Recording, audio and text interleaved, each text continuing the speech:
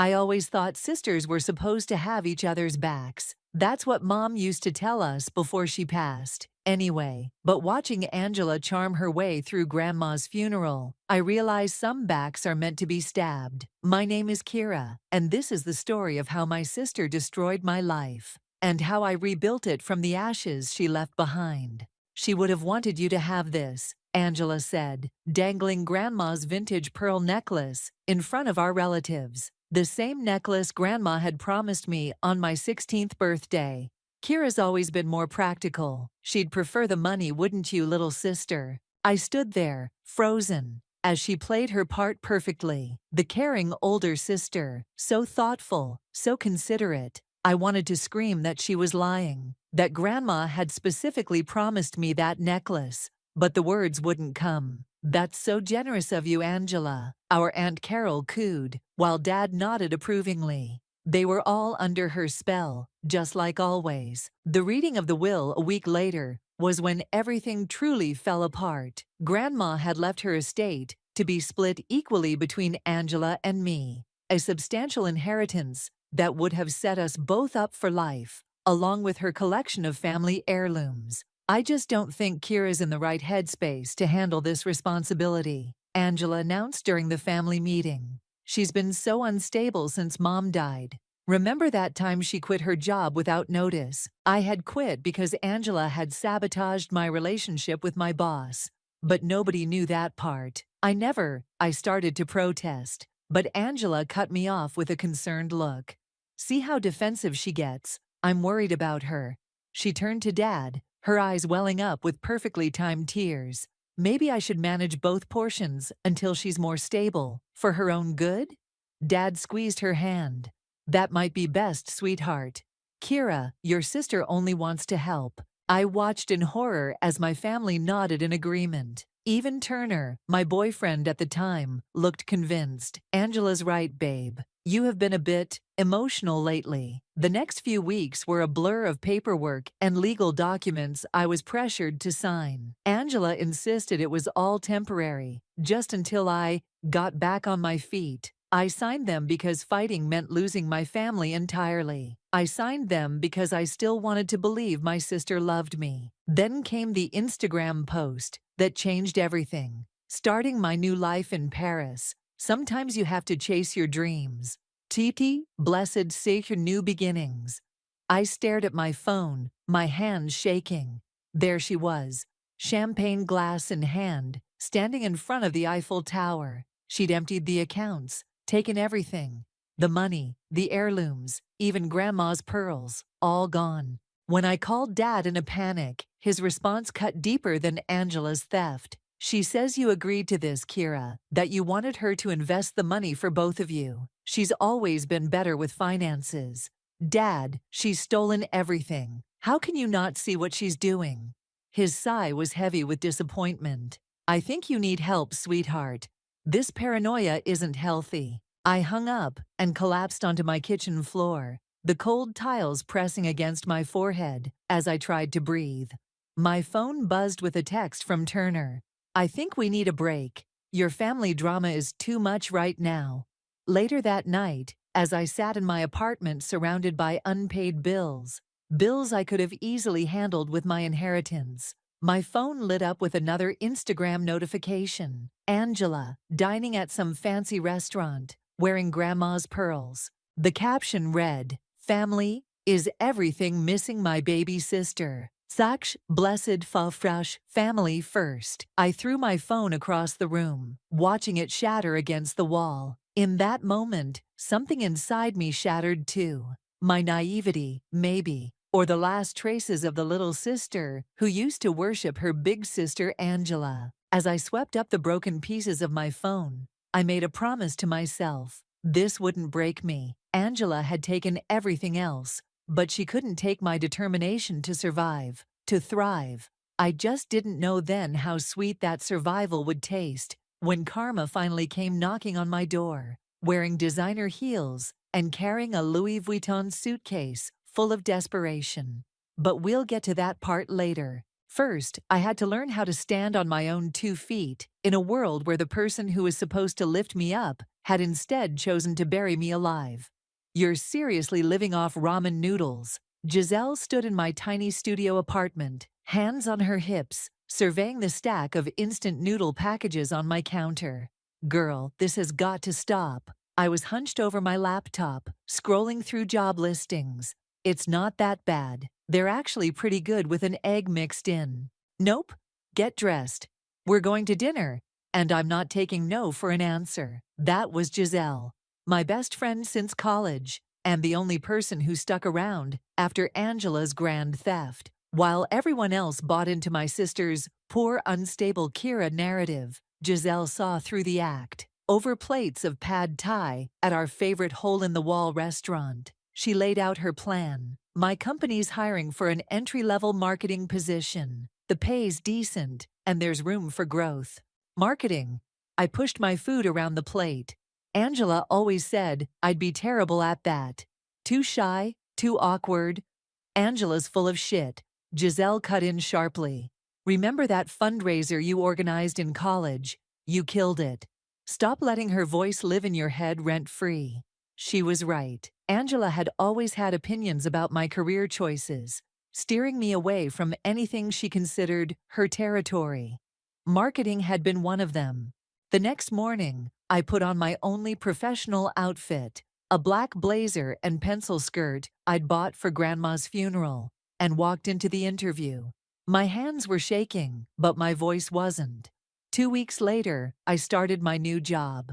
Welcome to Horizon Marketing, Fatima, my supervisor, said warmly. Let's get you settled in. The work was challenging, but I threw myself into it. Every time I felt like giving up, I'd picture Angela's smug face on Instagram, still posting about her fabulous European adventure with my money. It fueled me. 3 months in, I landed my first client. 6 months in, I got a raise. The ramen noodles were replaced with real groceries, and I started putting away a small amount of savings each month. Look at you, marketing queen, Giselle cheered one night over wine. Remember when you couldn't even afford happy hour? I was about to respond when my phone buzzed. The name on the screen made my stomach drop. Turner. Ignore it, Giselle advised, reaching for my phone. But I'd already answered. Hello. Kira. His voice was hesitant. I saw you on LinkedIn. Congratulations on the promotion. Thanks. My voice was ice. Was that all? No, I've been thinking about everything that happened. I should have believed you about Angela. I laughed, but there was no humor in it. Funny how everyone's starting to say that now. Can we meet? Just to talk? I feel terrible about how things ended. Giselle was making frantic hang-up gestures across the table. I'm seeing someone, I lied smoothly. And I'm doing great, Turner. Really great. Without you, without Angela, without anyone who chose not to believe me. After I hung up, Giselle raised her glass. Now that's the Kira I've been waiting to see. But later that night, alone in my apartment, a new one, small, but Angela-free, I allowed myself to cry. Not because I missed Turner, but because I was finally starting to recognize my own strength. My phone pinged with a notification. Another Instagram post from Angela, but something was different. The smile seemed forced. The designer outfit had been posted before, and the location tag was mysteriously absent. Living my best life, Faktusak blessed luxury lifestyle. I zoomed in on her face. The makeup was heavy, but couldn't quite hide the dark circles under her eyes. Well, I murmured, screenshotting the post. Looks like someone's perfect life might not be so perfect after all. My doorbell rang, startling me. It was nearly midnight, too late for visitors. Through the peephole, I saw Giselle, holding a folder. You need to see this, she said, as I opened the door. Remember my cousin, who works at that fancy hotel in Paris? She just sent me some interesting information about our dear Angela. I took the folder, my heart racing. Maybe karma wasn't just a nice idea after all. Maybe it was about to become my favorite word. But first, I needed to decide. Did I want to watch my sister's carefully constructed house of cards collapse on its own? Or did I want to be the one to blow it down? Looking at the folder in my hands, I smiled. For the first time since Angela left, it felt like I had choices. And this time, I wouldn't be the one getting burned. The photos in Giselle's folder told a story Angela's Instagram followers would never see. My sister arguing with hotel staff, Angela being escorted out of luxury boutiques, a series of bounce checks from increasingly cheaper hotels. She's burning through the money faster than a California wildfire, Giselle said, pointing to the dates. And that's not all. Look at this. The last photo showed Angela leaving a pawn shop, clutching a familiar velvet box, Grandma's pearls. Before I could process this, my phone rang. Dad's name flashed on the screen. Kira. His voice sounded older, tired. Do you have a minute? Depends. Are you calling to defend Angela again? No, he cleared his throat. I owe you an apology, a big one. I sat down hard on my couch, Giselle squeezing my free hand in support.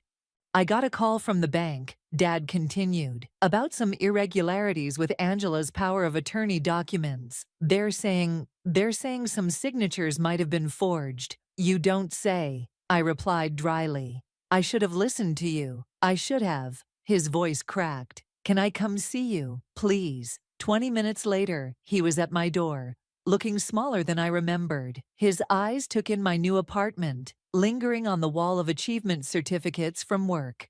Marketing, he said, reading one of them. But Angela always said. Angela says a lot of things, Dad. Most of them aren't true. He sank into my armchair, head in his hands. I've been such a fool. Your Aunt Carol called yesterday. She ran into Angela's old roommate from Paris. Apparently, Angela was asked to leave their apartment months ago. Something about stolen jewelry and unpaid rent. And let me guess, now nobody can reach her? He nodded miserably. Her phone's disconnected. Her last Instagram post was 2 weeks ago. I keep thinking about what you tried to tell me. Stop, I cut him off. I don't need your guilt right now. What I needed was your support back then. I know. He pulled out an envelope. I've been saving. It's not much, but it's a start toward what you should have inherited. I stared at the envelope. 6 months ago, I would have grabbed it desperately. Now, keep it, I said. I'm doing fine on my own. His eyes welled up. You are, aren't you, despite everything I did? Giselle, who'd been quietly observing, spoke up. Mr. Sutton, Kira has a meeting early tomorrow. Maybe we should wrap this up. Dad stood, understanding the dismissal. At the door, he turned back. If you hear from her, will you let me know she's okay? Sure, Dad. I managed a small smile. But I'm not the sister you need to worry about anymore. After he left, Giselle poured us both a glass of wine. You okay? Better than okay. I pulled out my laptop. Help me track down Angela's old roommate. I want to hear exactly what happened in Paris. 3 days and several international phone calls later, we had our answer. Angela's European dream had crumbled months ago. The inheritance money was gone, spent on luxury hotels, designer clothes, and what her roommate described as a gambling problem that got way out of hand. She borrowed money from some scary people, the roommate told me. Then one night, she just disappeared, left all her stuff behind. I was about to close my laptop when an email notification popped up. The subject line made my blood freeze. Little sister, I need your help. Don't open it, Giselle warned, but I already had. I know I don't deserve your help, but I'm in trouble. Real trouble. You're the only one I can trust. Please don't tell Dad, but I'm back in a town. Can we meet? I'll explain everything. Delete it, Giselle said firmly. After everything she did. Wait. I stared at the screen. A plan forming. Maybe this is exactly what we've been waiting for. Kira, no, whatever you're thinking. She took everything from me, Giselle. My inheritance, my family's trust, my dignity. I started typing a reply. Now she wants my help? Fine. But this time, we're playing by my rules. I hit send on my response. Coffee shop on 5th Street. Tomorrow at 2. Don't be late. Giselle groaned. I know that look. What are you planning? I closed my laptop with a smile. Let's just say Karma's about to get a little help from her friends. The next day, I arrived at the coffee shop early, wearing my sharpest business suit and Angela's favorite shade of red lipstick. Time to show my big sister exactly who the unstable one was now. The woman who walked into the coffee shop was barely recognizable as my sister. Gone were the designer clothes and perfectly styled hair. Angela wore wrinkled jeans and a faded sweater, her once immaculate blonde hair pulled back in a messy ponytail. Dark circles shadowed her eyes, poorly concealed by drugstore makeup. "Kira," she breathed, sliding into the seat across from me. "You look amazing." "I know." I pushed a coffee toward her. "Black, 2 sugars, unless your taste has changed along with your circumstances." Her hands shook slightly as she reached for the cup. "You always remembered how I take my coffee. Funny how I can remember things about you, but you couldn't remember basic human decency." She flinched. "I deserve that." "You deserve a lot more than that." I leaned back, crossing my legs. "But I'm curious, what kind of trouble are you in that's bad enough to bring you crawling back to your unstable little sister?" Angela glanced around nervously before leaning in. "I made some mistakes in Paris. Borrowed money from the wrong people. They followed me back here." "How much?" 50,000 euros. She stared into her coffee. "They're giving me 2 weeks to pay it back, or..." She swallowed hard. "Let's just say they were very graphic about the consequences." "And the inheritance money?" "Gone." A tear slipped down her cheek. "All of it. The gambling, the shopping. I thought I could win it back. I even sold Grandma's pearls." I took a slow sip of my latte. "And now you want my help? I know I don't deserve it." She reached across the table, but I pulled my hand away. "But you're my sister, my only family who might still help me." "That's rich, considering how you treated your only family when you had the upper hand." "I was wrong," she whispered.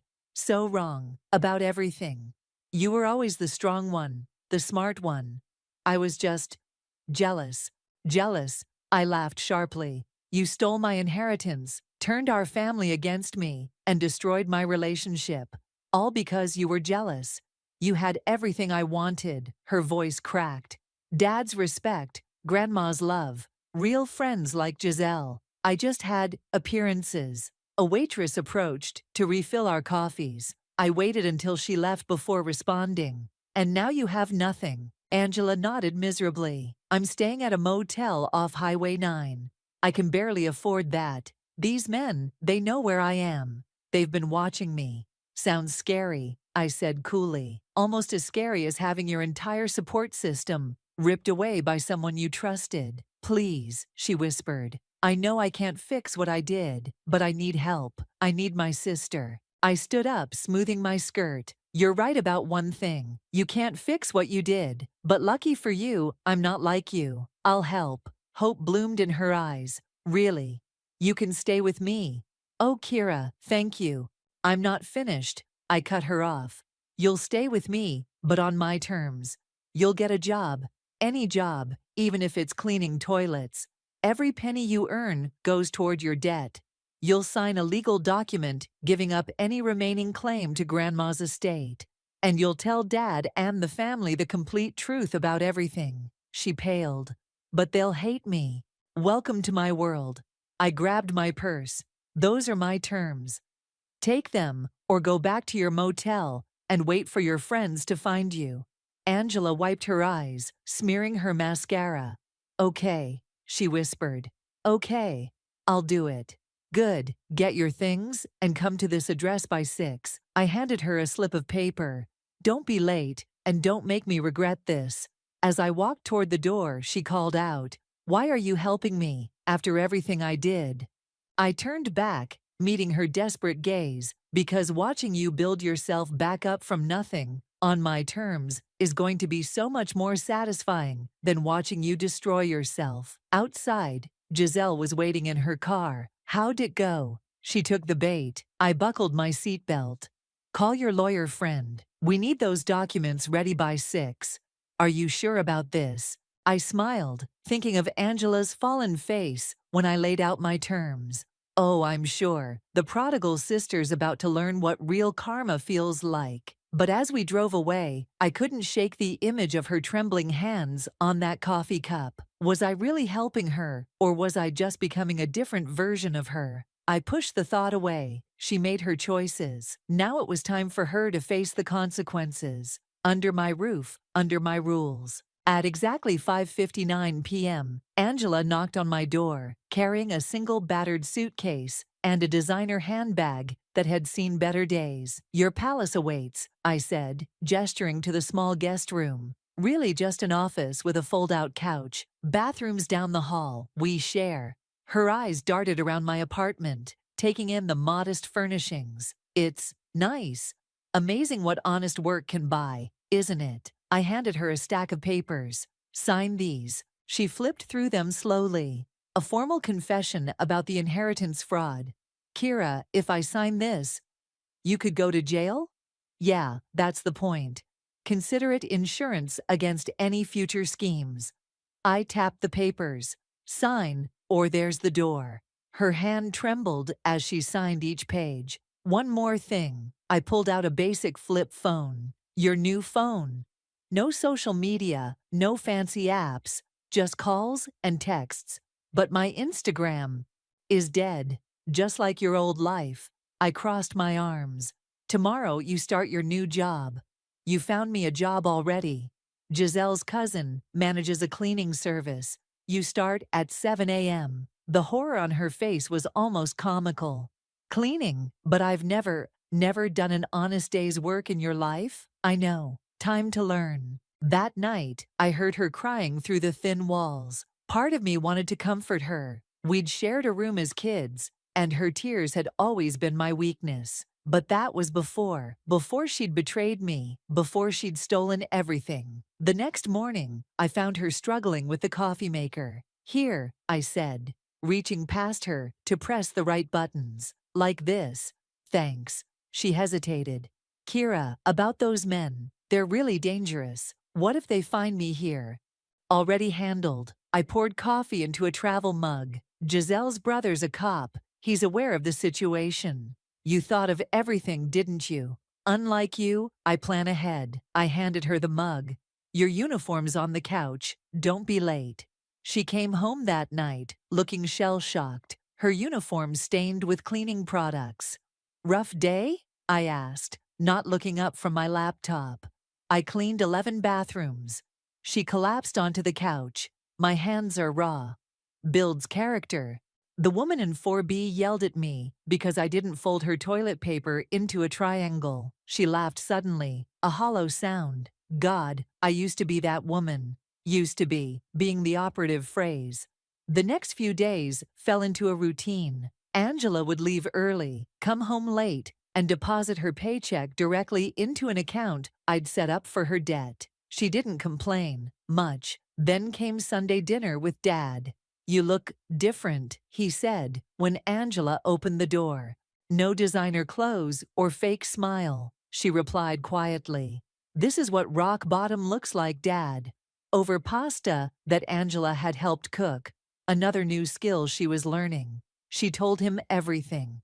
The forged documents, the gambling, the stolen jewelry. "I'm so ashamed," she finished, tears streaming down her face. "Of all of it. But mostly of how I treated Kira." Dad sat in stunned silence for a long moment. "I don't even know who you are anymore." "Neither do I," she whispered. "But I'm trying to find out." After he left, Angela turned to me. "Are you enjoying this, watching me humiliate myself?" "Honestly, less than I thought I would." I started clearing the dishes. "Help me with these." As we washed dishes side by side, she spoke softly. "Remember when we used to do this at Grandma's? You'd wash, I'd dry, and we'd make up stories about our future lives." "Yeah, funny how none of those stories involved you stealing my inheritance and running off to Paris." She flinched. "I deserve that." "You deserve a lot worse." I handed her a plate to dry. "But maybe you also deserve a chance to prove you can change." "Why are you really helping me, Kira? The truth this time." I thought about it as I scrubbed a particularly stubborn pot, because watching you struggle through honest work, face your mistakes, actually earn your way back, That's better than any revenge I could have planned. And the men I owe money to? We'll figure it out. But we do it my way. No shortcuts, no schemes. She nodded, carefully drying a wine glass. Thank you for not being like me. Don't thank me yet, I warned. Tomorrow you're cleaning the gym locker rooms. Her horrified expression made me smile. Maybe this wasn't the sister relationship I'd dreamed of as a kid, but it was something real, built on hard truths instead of easy lies. And watching Angela learn those truths, one bathroom at a time, that was its own kind of justice. Your sister's actually doing pretty well, Giselle's cousin, Maria, reported over lunch. Shows up on time, doesn't complain, clients like her. I nearly choked on my sandwich. Are we talking about the same Angela? 3 weeks in, and she's already got regulars requesting her. Something about her attention to detail. Of course, Angela's perfectionism was finally being put to good use. The same obsessive nature that had made her an expert at manipulation was now being channeled into spotless bathrooms and perfectly organized closets. When I got home that evening, I found Angela scrubbing our kitchen floor on her hands and knees. You know we have a mop, right? Can't get the corners properly with a mop. She sat back on her heels, wiping sweat from her forehead. Besides, I'm saving up my energy. Tomorrow's my first corporate office cleaning. The law firm? She nodded. Maria says it's a big opportunity. If they like my work, it could mean steady clients, better pay. Well, look who's becoming a responsible adult. Don't sound so surprised. She stood up, wincing. By the way, I calculated the numbers. At this rate, I can pay back about 30% of my debt in 6 months. And the other 70%. Her face fell. I'm working on it. Maybe if I pick up some weekend shifts. A sharp knock at the door cut her off. Through the peephole, I saw 2 men in expensive suits. Angela, one called out. We know you're in there. Time to talk about our money. The color drained from Angela's face. Oh God, they found me. Bathroom, I whispered, pushing her toward the hall. Lock the door. Don't come out until I call you. Once she was hidden, I opened the door, keeping the security chain on. Can I help you? The taller man smiled without warmth. We're looking for Angela, business matter. Haven't seen her in months. Not since Paris, actually. Have you tried her Instagram? Cute, the shorter one growled. Listen, we know she's staying here. Tell her she's got 3 days to pay up, or things get ugly. Is that a threat? Just business. The tall one slipped a card through the gap. Make sure she gets the message. After they left, I found Angela huddled in the bathtub, shaking. They're going to kill me, she whispered. No, they're not. I pulled out my phone. Because we're calling the police. They'll just deny everything. It's my word against theirs, and I have no proof. Actually, I smiled grimly. You do. Remember that confession you signed? The one detailing all your illegal activities in Paris, including who you borrowed money from. Her eyes widened. You knew they'd come here eventually. I told you, I plan ahead. I dialed Giselle's brother's number. Time to let the professionals handle this. 2 hours later, we sat in a police station, giving statements. Turns out, our visitors were already known to Interpol for running illegal gambling operations across Europe. We've been building a case against them, the detective explained. Your sister's statement could be very helpful. Angela looked at me. Did you plan this too? Set me up to help take them down? No, but I'm not complaining about the outcome. I handed her a tissue. Consider it your first step toward actual redemption. Later that night, as we shared a pizza on my living room floor, Angela said quietly, I found an evening job, reception at a gym. Between that and the cleaning, maybe I can pay them back faster. The police said not to worry about the debt. It was illegal anyway. Not them. She met my eyes. You, Dad, everyone I hurt. I want to make it right. Before I could respond, someone knocked on the door again. This time, when I checked the peephole, I saw a familiar face that made my stomach drop. It's Turner, I told Angela. What's he doing here? She suddenly looked guilty.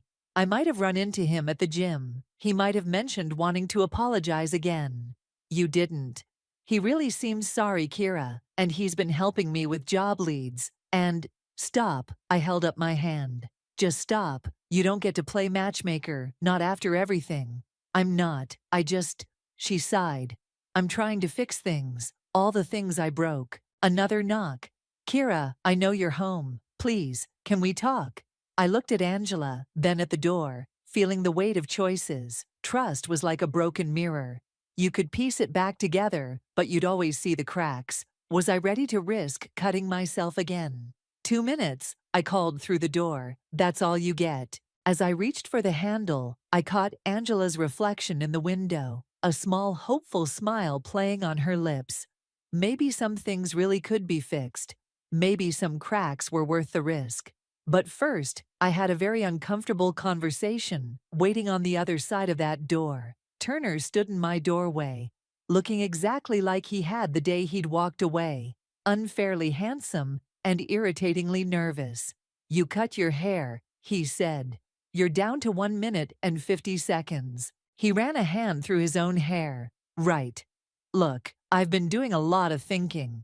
That must have been painful. I deserve that. He shifted uncomfortably. I should have believed you about Angela, about everything. Yes, you should have. I crossed my arms. Is that all? No, actually. He pulled out his phone. Remember Julia from the Paris office? She sent me something interesting. My heart skipped. Julia, the colleague who'd helped Angela set up her European bank accounts. Show her, Angela called from behind me. I turned to glare at her. You knew about this. Just watch, she said quietly. Turner played a video. It showed Angela in a Paris casino, clearly drunk, bragging loudly about how she'd tricked her family. Stupid little sister, video Angela slurred. Actually signed everything over. They all bought it. Daddy, the lawyers, even that idiot boyfriend of hers. I watched as past Angela waved around what looked like forged documents, laughing about how easy it had been. Julia recorded this the night before Angela disappeared from Paris, Turner explained. She sent it to me last week, after hearing Angela was back in town. Why now? I demanded. Why didn't you show anyone this before? Because I was a coward. He put his phone away. Because it was easier to believe Angela's lies than admit I'd been played too. But mostly because I was afraid of losing my job. Julia and I were supposed to verify all Angela's paperwork. We failed, completely. Angela stepped forward. Tell her the rest. Turner nodded. I've submitted the video to the police and the family lawyer. With this evidence, they can reverse everything. Get your inheritance back. I felt dizzy. What? The money's gone, Angela added quickly. But the legal rights, the property, Grandma's heirlooms, everything I haven't sold can be returned to you. You knew about this? I turned to Angela. For how long? A week. She looked down. Turner showed me the video at the gym. I asked him to wait. I wanted to prove I was really changing first. By cleaning toilets? By being honest, by earning trust back. She met my eyes. I didn't want you to think I was just trying to escape consequences again. I sank onto the couch, processing. So all this time, while you've been scrubbing floors, I knew there was proof of what I did. Yes, Angela sat beside me, and I knew it would come out eventually. But I needed to show you, show everyone, that I could be better, that I am better. The video doesn't change anything, Turner added, but maybe it helps set things right. I looked between them, my ex-boyfriend, who'd failed me, my sister, who'd betrayed me, both standing there offering pieces of redemption I wasn't sure I wanted anymore. Get out, I said to Turner. Kira, the videos with the police, that's good, thank you, now get out. After he left, Angela touched my arm. Are you okay? No. I stood up, pacing. Do you know what the worst part is? I was actually starting to believe you'd changed, that this was real. It is real. She grabbed my hands. The video, the inheritance, that's just legal stuff. This? She gestured around the apartment. Me, learning to be a real sister, a better person. That's real. How can I believe that? How can I believe anything? Because I'm still here. Her voice cracked. Because I could have run when those men showed up. Could have run when Turner showed me the video. But I stayed. I'm staying. Why? Because you're my sister. Because I love you. Because I finally understand what that means. I pulled my hands away. I need some air. Want company? No. I grabbed my keys. I need to think. Alone. Outside, the night air was cool on my face. My phone buzzed. Giselle, probably checking in. Another text from Turner. I ignored both. Instead, I opened my photos, scrolling back to an old picture of Angela and me as kids, matching gap-toothed grins at Grandma's house. We'd been happy then, real. My phone buzzed again. This time, it was Angela. Whatever you decide, I meant what I said. I'm not running anymore. Take all the time you need. I'll be here, probably cleaning something. Despite everything, I smiled. Maybe that was the difference. The old Angela would have chased me, manipulated me, forced a resolution on her terms. This Angela was letting me choose. And somehow, that meant more than any video confession or legal redemption ever could. I turned back toward home, toward my sister, toward whatever came next. We had a lot to figure out, but at least now we were doing it honestly. You missed a spot, I said, pointing to a dusty corner of the display case. Angela rolled her eyes, but dutifully wiped it clean. You know, when I agreed to help you open this boutique, I didn't realize you'd be such a demanding boss. Karma's funny that way. I adjusted a vintage necklace in the window display. Besides, you're not just helping, you're part owner. The bell above the door chimed as Giselle walked in, carrying coffee. The sign looks amazing. Sisters Vintage and Estate Jewelry. Very classy. Unlike that time Angela tried to pawn Grandma's pearls, I teased. Never letting that go, are you? Angela accepted a coffee from Giselle. Nope. But at least we got them back. I touched the pearls at my neck. Our first successful recovery from Angela's European adventure. The boutique had been my idea. After the legal dust settled and the inheritance was rightfully restored, I realized something. I didn't want to just take back what was mine. I wanted to build something new, something that could heal old wounds while creating something beautiful. The bell chimed again. Dad walked in, carrying a familiar wooden box. Found this in the attic, he said, setting it down carefully. Your grandmother's jewelry box. Thought it belonged here. Angela's hands trembled as she opened it. I remember this. She used to let us try everything on, tell us stories about each piece. Now we can do the same for others, I said. Help people create their own stories. Speaking of stories, Giselle interrupted. Your ex is outside looking pathetic again. I glanced out the window. Turner stood across the street, pretending to check his phone. He's been coming by every day this week, Angela said softly. Maybe. Don't. I turned away from the window. Some stories don't need sequels. Fair enough. She pulled out a small velvet pouch. Which reminds me, I have something for you. Inside was a delicate silver bracelet. One I recognized instantly. Mom's charm bracelet, I whispered. But you lost this years ago. I didn't lose it. I sold it. She looked down. In Paris, when things got bad. But I tracked it down. Took most of my savings. But, she shrugged. Some things are worth more than money. I fastened the bracelet around my wrist, the familiar charms tinkling. Thank you. Don't thank me. I'm just returning what was always yours. Dad cleared his throat. Girls, there's something else. He pulled out an envelope. Your grandmother left this with her lawyer. Instructions were to open it if you ever worked together. The letter inside was written in Grandma's elegant hand. My dearest girls, if you're reading this, you've finally learned what I always knew. You're stronger together than apart. The jewelry is just metal and stones. The real inheritance is the bond between you. Take care of it. It's worth more than all the pearls in the world. Love, Grandma. She knew, Angela said quietly. She knew we'd either destroy each other or find our way back. She bet on us finding our way back, I smiled. even when we couldn't see it ourselves.